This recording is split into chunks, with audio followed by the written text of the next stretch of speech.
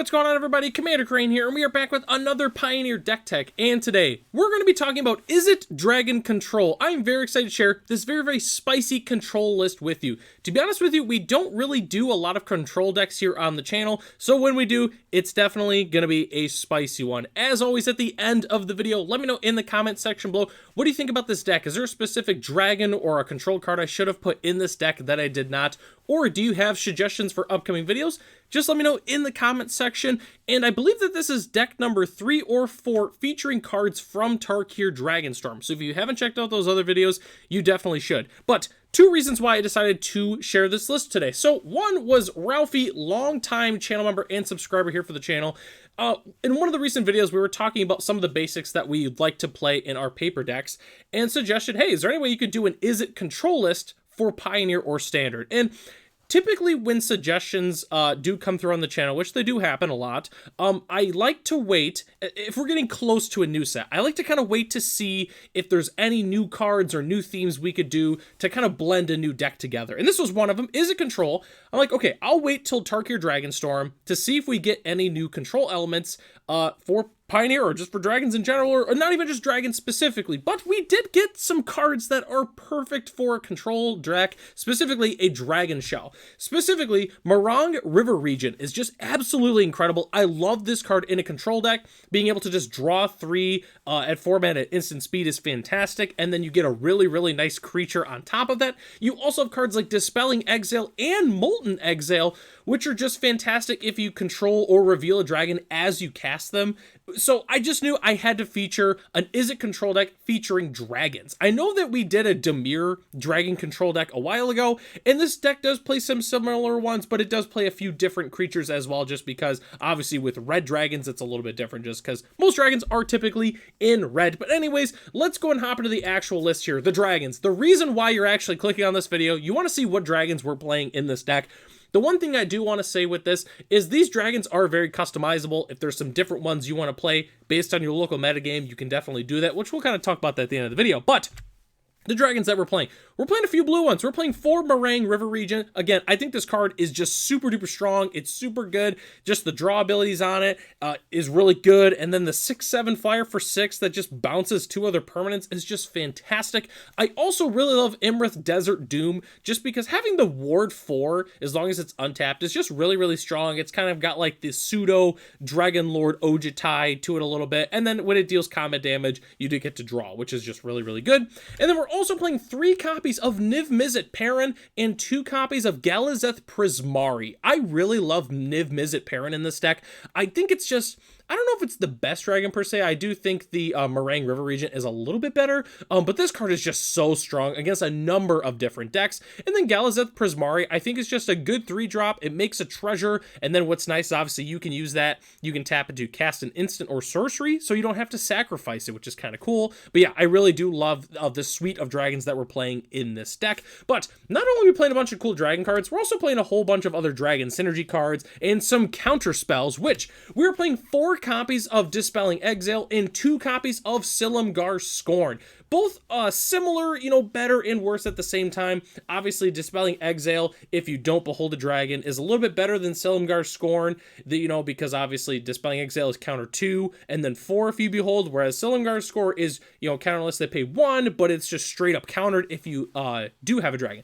The reason I'm playing more Dispelling Exile is just because, 1, sometimes the double blue can be a little bit trickier to get on turn 2, but also being able to not have to reveal a dragon quite as much to be able to hard counter a spell is nice. The counterless they pay 4 most of the time is just straight up, it's just countered. Again, some situations where Silumgar Scorn could be a little bit better, but I decided to play the 4 Dispelling Exile as well as the 2 Silumgar Scorn. Silumgar Scorn is basically beholding for the most part. It's just the old, version of it. Personally, actually, I don't know. I wonder if they eroded that. My guess is they probably didn't, but who knows? Maybe they did. But we're also playing 4 copies of 3 Steps Ahead because guess what? The card's just fantastic. A lot of people basically say it's like a, oh, I'm forgetting the name of it all of a sudden. The Cryptic Command. It's kind of like a Cryptic Command for Pauper, or not Pauper, Pioneer. The card is just really good, but yeah, I really do love the Counterspell suite that we are playing currently in this deck. But we're also playing a whole bunch of other removal and card draw, because after all, we are a control deck. So we're also playing 4 copies of Torch the Tower, 2 copies of Bone Crusher Giant, and 4 copies of Molten Exhale in our deck. The Torch the Tower is great against all the early creatures that are flooding the format currently. Bone Crusher Giant's also good just because you got the removal as well as a nice body on top of that. And then Molten Exhale is just great. Just being able to deal 4 damage to a creature Planeswalker for 2 mana is pretty good. And then we're able to behold this spell, and then obviously it does gain flash, which is pretty cool. So I do give this a little bit I do like this a little bit more than the Roast Dragon. I thought about playing it in the deck, but I really wanted the instant speed specifically because of how good the mono red decks currently are. You're really going to want instant speed removal when you're playing against that deck for sure. So that's why I wanted to play the Molten Exhale as opposed to that and Invasion of Tarkir. But I do think both cards are pretty good in their own right. But the rest of the card draw that we're playing 2 copies of Ill-Timed Explosion. I think it's good because we get to draw some cards, we can pitch a dragon if we need to, and then we can just deal a whole bunch of damage to the entire board, which is really sweet. And then we're also playing 2 copies of Memory Deluge. It's just a great control card, just being able to refill, we flash it back, look at more cards and put some in our hand. It's just really good. And then we're also playing 2 copies of Roiling Dragonstorm. I think this is just a sweet card. Draw 2, then discard a card for 2 mana is pretty darn good. And then whenever we play a dragon, we get to return it to our hand so we can draw some more cards. I don't know. Seems pretty good in the deck. I originally didn't have this in the original version, and then I decided to put 2 copies in. I don't know. I do think this card's pretty good, and that's why I'm playing 2 copies of it in this deck. And that's pretty much the entire main board, except for the lands, which our lands, it's a little bit weird. We're playing a lot of like 1 and 2 ofs, which will make sense in a moment here. I'll kind of explain why I decided to play each specific land. So, speaking of not really 2 and 1 ofs, we're playing 2 copies of Spire Bluff Canal, 4 copies of Steam Vents, and 4 copies of Thundering Falls. I was originally not playing Thundering Falls in this deck, but I decided, you want to know what? I think it makes sense. I really do like the Surveil lands in control decks just in general, and I also really like it with the Steam Vents because we're playing 2 copies of Riverpire Verge. It just kind of fits the entire theme as well. I'm not just playing 4 because blue is the primary color in this deck, and sometimes it can be awkward where you don't have that double blue, for instance, for the Silumgar Scorn. So that's why I'm just playing the 2 copies of Riverpire Verge, but I do like them regardless. And then obviously we're playing 4 copies of Riverglide Pathway and 2 copies of Wandering Fumarole. I do like the Fumarole a little bit more than the new one. It's like a 2/1 first striker when it attacks you, scry 1 or something like that. I really do like the Fumarole a little bit better in this particular deck. But we're also playing 1 copy of Haven of the Spear Dragon, 1 copy of Cavernous Souls, and 1 copy of Hall of Storm Giants as some other utility lands for this deck. With Haven specifically, I like it because we have a lot of looting effects, so that way we can discard our dragons, and then at a later turn, we can go ahead and buy them back and cast them. Because I know we do have the Meringue River Regent, which does discard. We obviously have the Roiling Dragonstorm, as well as, what's the other one? I'm forgetting the name of it. It's oh goodness, the Ill-Timed Explosion. There we go. We're pitching all these dragons, and we can go ahead and buy them back with Haven. Cavern is nice just because, in the control mirror, our dragons can't be countered, which is always really important. And then Hall is just Hall. It's just a really good card. And then rounding out our lands, we're playing 1 base, or not 1 basic. We're playing 1 Ottawa Soaring City, 2 basic islands, and 1 basic mountain. And as our spicy basic lands of the day, of course we had to include the super duper spicy Dragon Eye basics.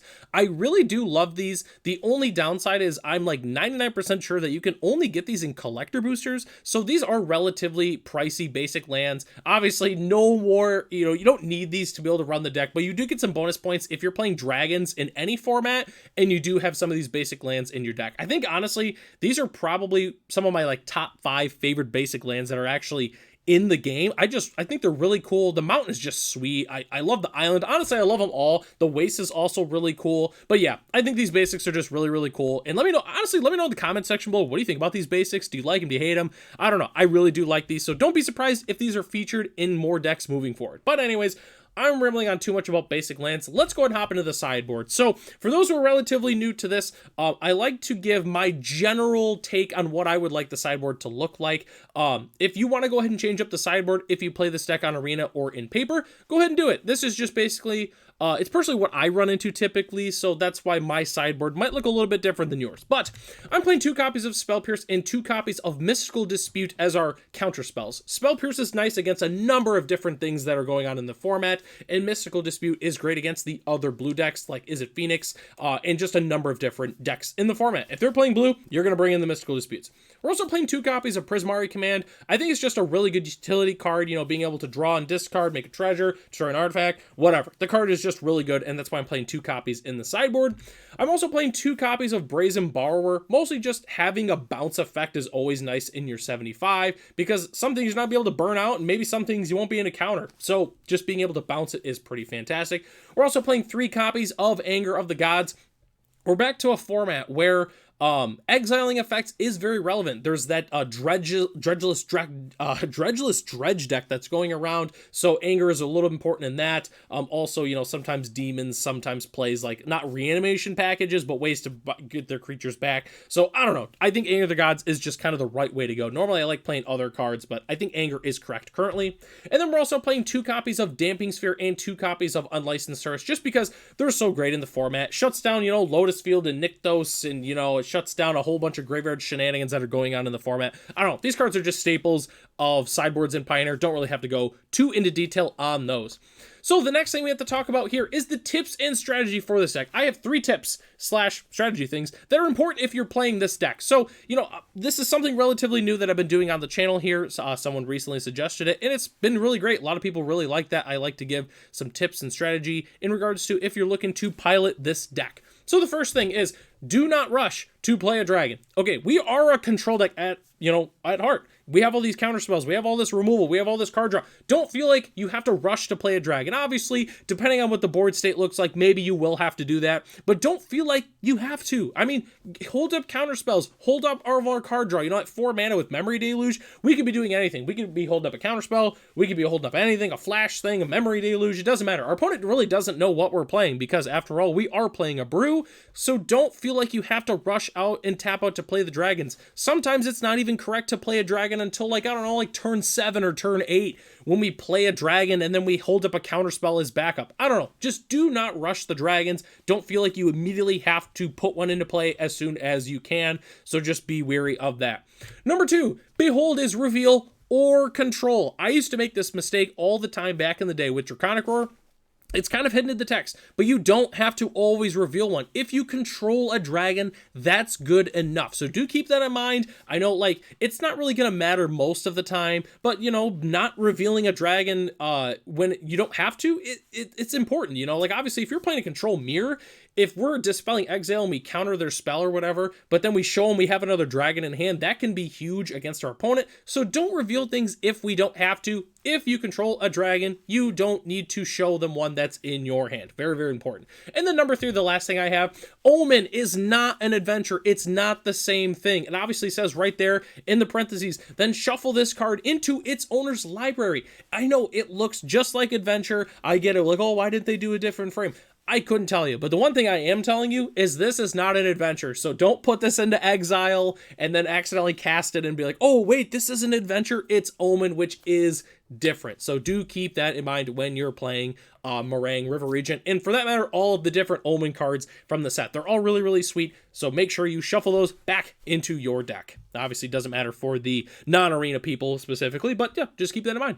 Okay, and then the last thing we have to talk about is the budget options for this deck, which is relatively straightforward. You can swap out 3 steps ahead. 3 steps is fantastic, but you can also play a few different budget counterspells. Most importantly, Sinister Sabotage is always the one that I gravitate toward. Really, honestly, people were playing Sinister Sabotage until 3 steps ahead came out, so feel free to go ahead and make that budget adjustment. I feel like that one's the easiest one. You can also use Checklands, Painlands, Scryland, and also the what is it, the name of the Snarls. You can also play those if you're looking for some budget dual lands.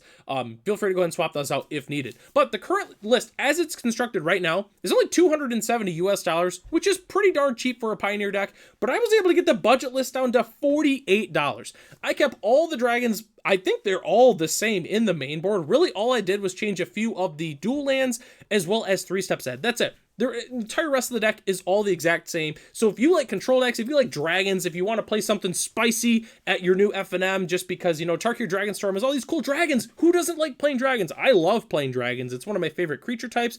And you want to know what? Dragons control, it's pretty cool. Honestly, no one really expects it in terms of, you know, like when you're sitting down in FNM, no one thinks, oh, I'm not going to run into control today. Like, who plays control around here? And all of a sudden you start beholding these dragons, bouncing spells, playing all these big flyers and, you know, taking our opponents out. It's just really cool. So let me know if you do build this deck or if you have a control list similar to it. Heck, let me know your favorite dragon in the set. Dragons are just sweet and I love talking about them. So definitely expect some more dragon videos here coming soon to the channel. Okay, so that takes us to the end of the video here. Thanks so much for watching. The deck lists are in the description below if you'd like to check them out for yourself. And we have a whole bunch of new channel members to talk about today. And those ones are Ralph, Matt, Arcadius, Ray, Gary, Sarwanoki, Michael D, our premium channel member, as well as The Common Kolb and Jeremy P. Thank you for becoming channel members here for the channel. And if you are interested in becoming a channel member, it's only $1 US a month and you gain access to the exclusive Commander Crane Discord as well as other features here on the channel. And if you decide to become a premium channel member, it is $5 a month and you get some additional bonuses with that as well. So that takes us to the end of the video here. Thanks so much for watching. I'm Commander Crane. I'll catch you in the next video.